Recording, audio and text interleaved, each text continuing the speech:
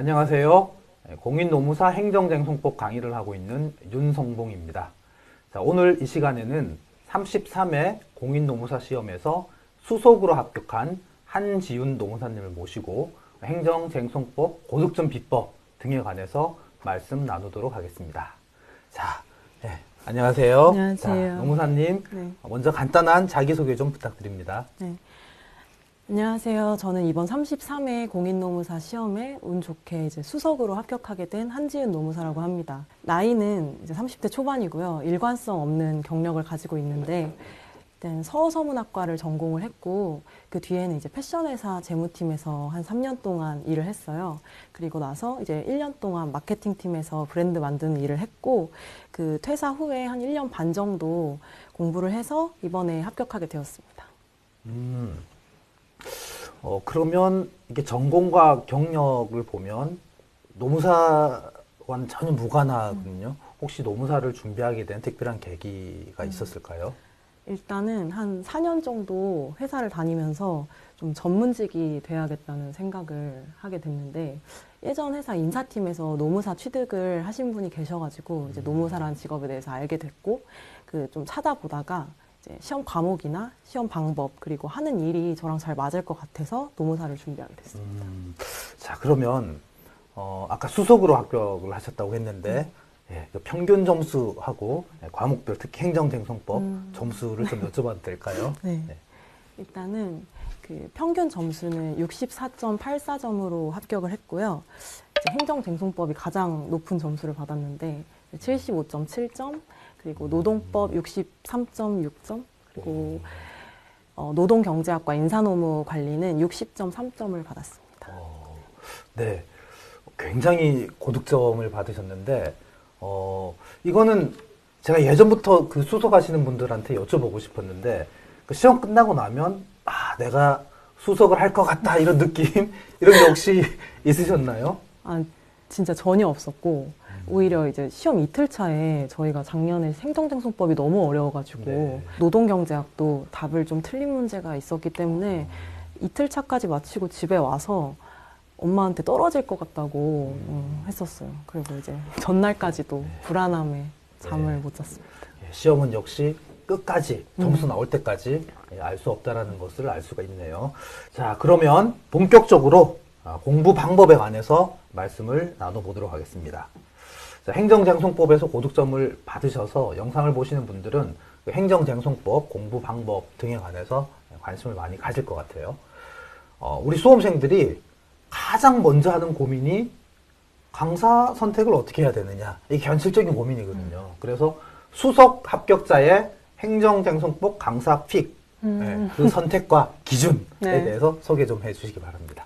일단 저는 그 동차반 때부터 윤성봉 선생님 행정쟁송법 이제 실강 수업을 들었고, 이제 1기까지는 계속 실강을 듣다가 인기가 너무 많으셔가지고 2기 때부터는 이제 수강 신청에 실패해서 실영상반으로 이제 수업을 들었는데요. 이제 강사 변경 없이 쭉 이제 윤성봉 선생님 행정쟁송법을 수강했고, 사실 그 저도 강사 선택할 때 엄청 많은 고민을 했다기보다는 압도적인 1타 강사라는 후기가 있어서 이제 안정감이 들 것 같아서 이제 선택을 했는데, 사실 동차반을 들어보고 그 강의 스타일이나 공부 방식이 저랑 맞지 않으면 그 뒤에 변경을 할 수도 있었겠지만 잘 맞아서 계속 함께 하게 됐는데, 어떤 면에서 잘 맞는다고 느꼈는지 이제 돌이켜 보면, 선생님께서 이제 수업을 하실 때 첫 번째 이제 강의 제외하고 두 번째 강의부터는 앞에 한 10분 정도 리마인드를 해주시잖아요. 말로 이렇게 구술 설명을 해주시는데,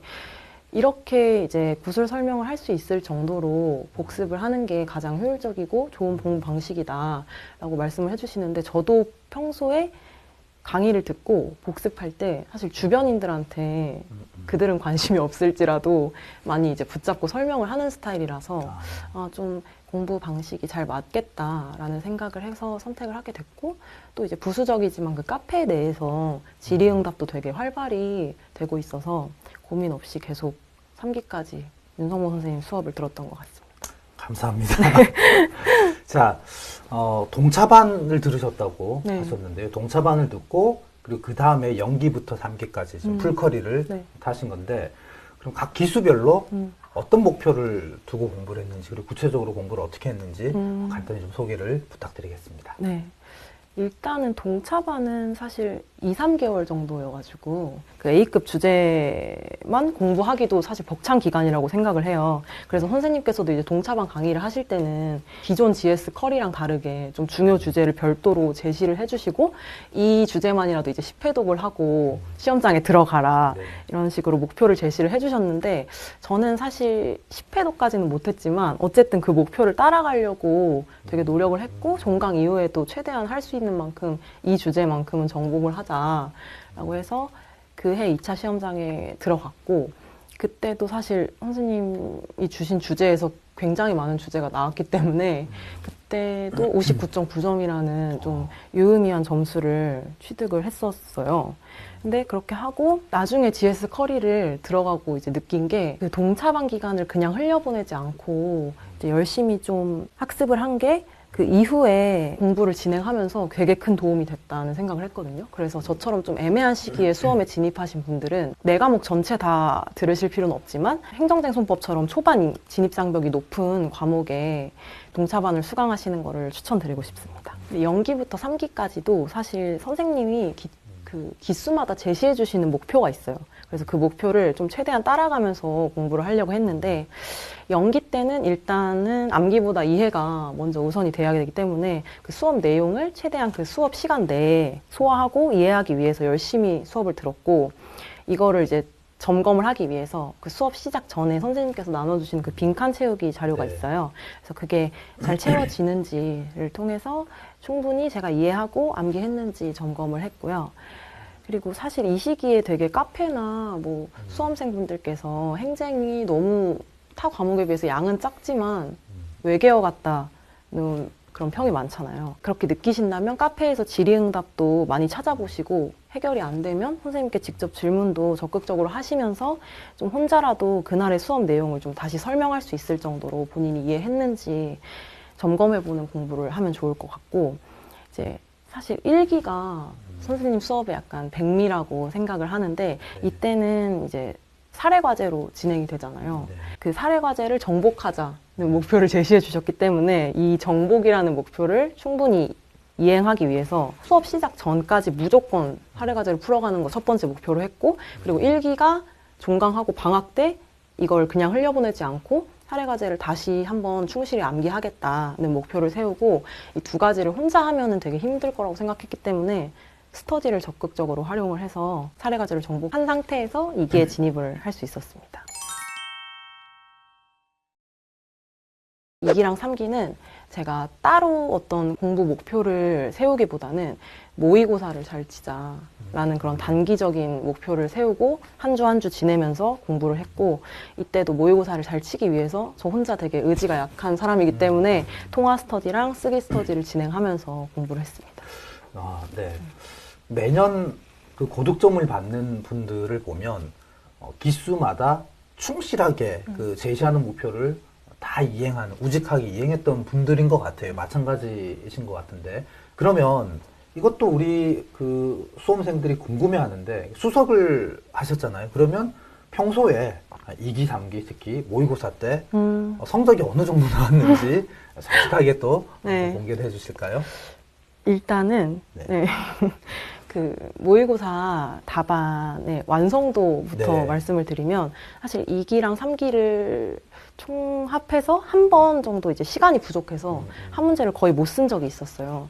그 외에는 다 완성은 해서 제출을 했고 성적은 계속 상위권이었고 제가 이제 어제 저도 궁금해서 기록해 놓은 그게 남아 있어서 한번 봤는데 2, 3기 때 이제 한 번 빼고 다 최고 답안 후보를 네. 했더라고요. 네. 근데 이게 사실 성향마다 다르고 모의고사 성적이 높지 않았던 분들도 물론 당연히 많이 합격을 하시기 때문에 모의고사 성적이랑 시험 성적이 일치한다는 말씀을 드리기 위해서 이 얘기를 하는 게 아니라 그 모의고사 응시 자체가 되게 중요하고 2기랑 3기를 좀 타이트하게 보내는 게 중요하다는 그런 말씀을 드리고 싶어서 이 모의고사 얘기를 사실 이렇게 끼워 넣게 됐어요.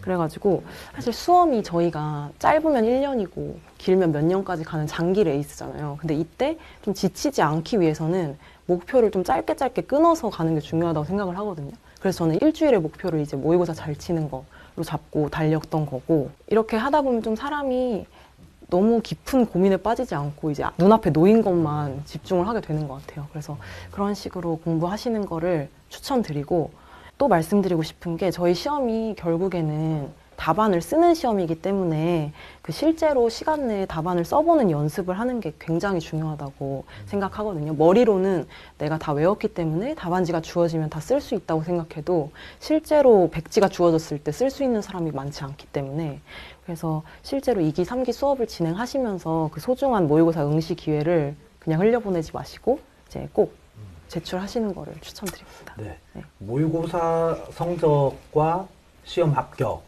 이게 완전히 일치하는 것 같지는 않아요. 모의고사 답안을 제출하지 못하는 분들도 좋은 성적으로 합격하기도 하고 하기 때문에, 그렇지만 또 모의고사 성적이 좋으면 합격할 가능성이 높아지는 것도 부인할 수 없는 것 같은데, 우리 한농모사님은 제가 기억하기로는 매번 2, 3기 때 최고 답안 후보로 거의 매번 나올 정도로 굉장히 점수에 집착하시면서 공부를 하신 것 같고, 그게 이제 결과적으로 오히려 더 좋은 성과로 나타난 것 같아요. 그러면 모의고사를 응시하는 게 매우 중요하다라고 지금 강조를 해주셨는데 100번 공감하고요. 모의고사를 본 다음에 그 모의고사를 어떻게 복습을 했는지, 어떻게 활용했는지, 이것도 중요하잖아요. 그에 대해서도 좀 그렇죠. 말씀을 해주시겠어요? 네. 네. 모의고사를 물론 제출하는 것도 중요하지만 말씀하신 것처럼 그 이유가 더 중요한데, 저는 3차로 복습을 했던 것 같아요, 모의고사는.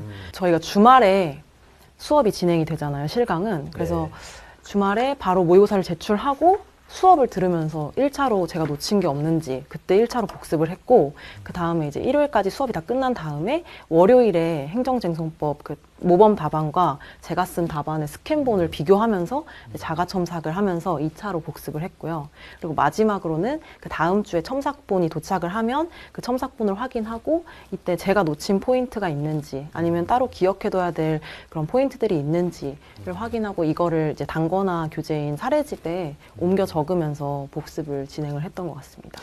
네. 1년 반이라고 하는 짧은 기간으로 저는 생각이 들어요.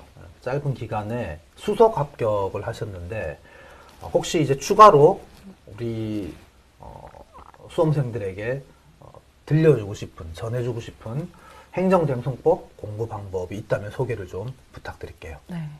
일단은 제가 좀 강조하고 싶은 이제 이야기인데, 사실 행정뿐만 아니라 다른 과목에도 적용되는 공부 방식이라고 생각을 해요. 그래서 개인적으로는 이제 수험생분들이 좀 뒤에서부터 공부하는 방식을 좀 익숙해지시면 어떨까라는 생각을 좀 하거든요. 근데 이게 뒤에서부터 공부하기라는 게 별게 아니고, 보통 공부라고 하면은 수험생분들이 이론부터 시작을 해서 답안으로 나아가는 그런 공부라고 많이 생각을 하시잖아요. 근데 반대로 답안으로 시작을 해서 그 답안을 작성하는 데 필요한 이론이 뭔지 고민하고 그 공부하는 걸로 나아가는 그런 생각의 전환이 필요하다고 생각을 해요. 제가 이렇게 생각을 하게 된 게, 사실 예전에 저 고등학교 후배 중에 좀 친한 후배가 있었는데, 그 후배가 되게 빠른 기간 내에 행정고시랑 입법고시 양과 수석을 한 적이 있었어요. 그래서 그때는 저는 수험생도 아니었지만 너무 궁금해가지고 어떻게 공부를 했길래 그 어려운 시험에서 그렇게 수석 합격을 했냐고 물어봤더니 그 친구가 그렇게 얘기를 하더라고요. 자기는 처음에 진입을 했을 때 되게 애매한 시기에 진입을 해서 사실 1차만 먼저 보고 2차 준비 기간이 매우 부족했다. 그래서 노무사 시험으로 치면 연기 1기 수업을 되게 빠르게 듣고 그 다음에 이제 3기로 들어갔다고 하더라고요. 그래서 별도로 책 읽는 과정 같은 건 다 생략을 하고 무작정 뭐 모범 답안을 베껴 쓰거나 아니면 그 답안을 보고 이 목차를 본인이 실제로 쓸 수 있는 방식으로 재구성해보면서 공부를 했는데도 소수점 차로 불합격을 했다고 하더라고요, 그 해에. 그래서 이 말을 저는 이제 공부를 할 때 좀 떠올리면서, 아, 지금 하는 공부의 목표가 시험에 합격하는 거잖아요. 그래서 연고랑은 다르기 때문에 시험 범위에 해당하는 모든 이론의 내용을 내가 누구보다 잘 알겠다를 목표로 잡기보다는 먼저 이제 기출 문제나 모범 답안 그리고 사례집을 보면서 우리 시험에 나올 수 있는 주제가 뭔지 그리고 답안의 구조는 어떻게 쓰는 게 효율적인지를 먼저 파악을 하고 그 뒤에 이론을 공부할 때 이제 그럼 이 이론은 답안에 어떻게 쓸 수 있겠다 이런 걸 늘 좀 떠올리면서 공부를 하려고 했던 것 같아요. 제가 평소에 강조하던 공부 방법이랑 굉장히 유사하네요. 그래서 저희 GS 1기 때 그런 기초 사례 연습을 열심히 혹독하게 같이 맞아요. 하고 있는 거라는 말씀도 덧붙여 드립니다. 자, 그러면 이제 이번 시험에서 행정쟁송법이 좀 어려웠잖아요. 굉장히 좀 새로운 유형의 문제들이 출현을 했고 문제 길이도 굉장히 길어졌고 그래서 많은 우리 수험생들이 당황했던 것 같아요. 그런 상황에서 고득점을 받으셨다는 거죠. 이 고득점 답안의 비법, 뭐 고득점 답안의 어떤 특성이라고 해야 될까? 뭐 그런 게 혹시 있다면 좀 소개를 해주시죠. 사실은 저도 그때 너무 멘탈이 불안정했기 때문에 답안이 바로 이렇게 기억이 정확히 안 나더라고요. 그래서 이제 합격 발표가 나고 답안을 열람하러 다녀왔는데 그 뒤에 개인적으로 느낀 거는 일단 첫 번째로 논점의 정리부터 목차 그리고 포섭까지 이어지는 그런 답안의 유기적인 구조가 좀 중요하다는 생각을 했어요. 그래서 저희 시험이 물론 문제 하나에 쟁점 하나 나오는 그런 문제도 있지만 쟁점이 여러 개 나오는 문제가 있잖아요.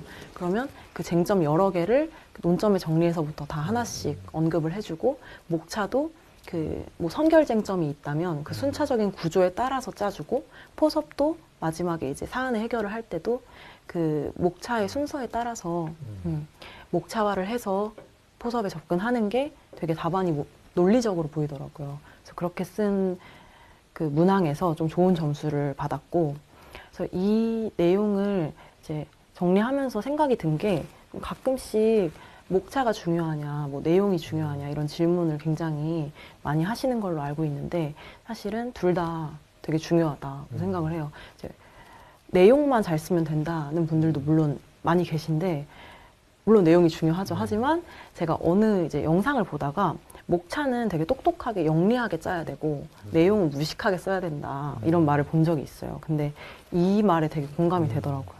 그래서 목차만 봐도 이 답안이 어떤 흐름으로 구성돼 있고 그런 걸 알 수 있고 그리고 또 시간이 허락하는 한 그 목차 내의 내용은 최대한 풍부하게 쓰는 게 고득점 답안에서 이제 베스트인 것 같습니다. 네. 목차는 영리하게, 내용은 무식하게. 내용은 무식하게보다 풍부하게, 뭐 이렇게 표현을 할까요? 네. 자, 그럼 요거는 이번 시험에서 많은 수험생들이 답원 검사를 하기 위해서 보자마자 문제 길이에 압도돼서 머리가 하얘지고 멘탈이 털렸다 이런 이야기를 하던데 아마 비슷했을 것 같은데 그 순간 멘탈 관리, 멘탈을 어떻게 끝까지 부여잡고 마무리를 할 수 있었는지 그 비법 있으면 좀 소개 좀 부탁드립니다. 네. 사실은 저도 문제지를 일단 봤는데 너무 긴 거예요. 뒷장까지 문제가 빼곡하게 써 있었고 그리고 원래 저희 시험에서 잘 제시되지 않던 그런 참조조문까지 있어가지고 굉장히 당황을 했죠. 그리고 심지어 문서를 포함해서 문제가 총 5문제였잖아요. 근데 2문제 빼고는 이게 쟁점이 뭐다 이게 바로 파악이 잘 안 되더라고요. 그래서 먼저 2문제라도 목차를 잡자 해가지고 2문제 목차를 잡고 이제 3문제를 고민하려고 하면서 시계를 보니까 이미 20분이 지나 있어가지고 그때 좀 많이 당황을 했는데 그래도 그때 마침 그 3기 마지막에 선생님께서 그 멘탈 관리를 하라고 이제 프린트를 주시는데 거기 써있던 문구가 있어요. 내가 모르면은 남들도 다 모른다. 그리고 무조건 쟁점은 우리가 배운 거에서 나온다.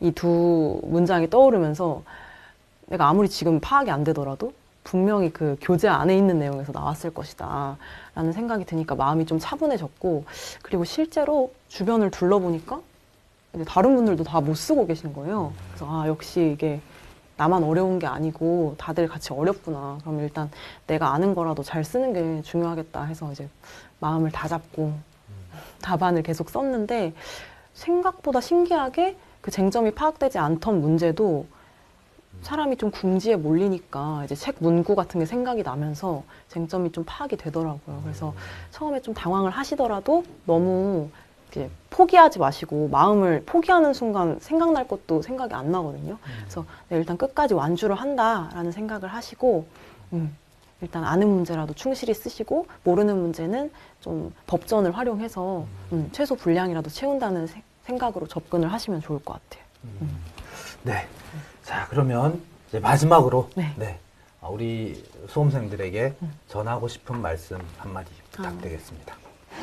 일단은 저는 체력도 되게 안 좋고 감정 기복도 엄청 심해가지고 MBTI가 인프피거든요, 제가. 그리고 또 엄청 계획 같은 거 짜는 거 힘들어하고 통제가 잘 안 되는 성격이라서 좀 공부를 꾸준히 하는 것 자체가 되게 힘들었던 것 같아요.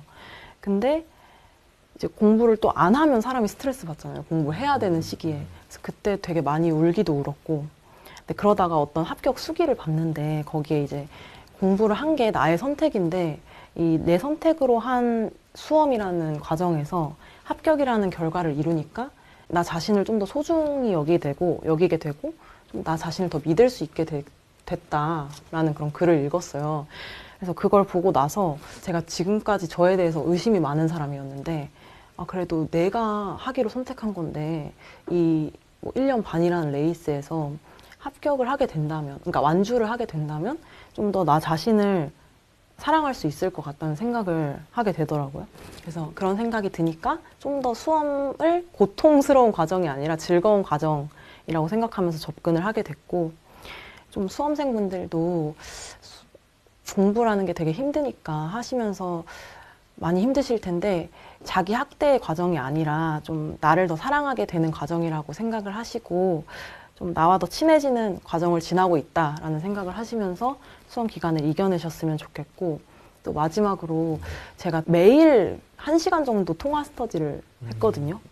그 러닝메이트가 있는데 그게 심적으로 큰 의지가 되더라고요. 그래서 좀 너무 외롭게만 수험 기간을 보내려고 하지 마시고 여력이 되신다면, 그리고 또 성향이 맞으신다면 스터디를 또 적극 활용해 보시는 거를 추천드리고 싶습니다. 긴 시간 감사합니다. 네. 자, 그럼 마치도록 하겠습니다. 감사합니다. 감사합니다.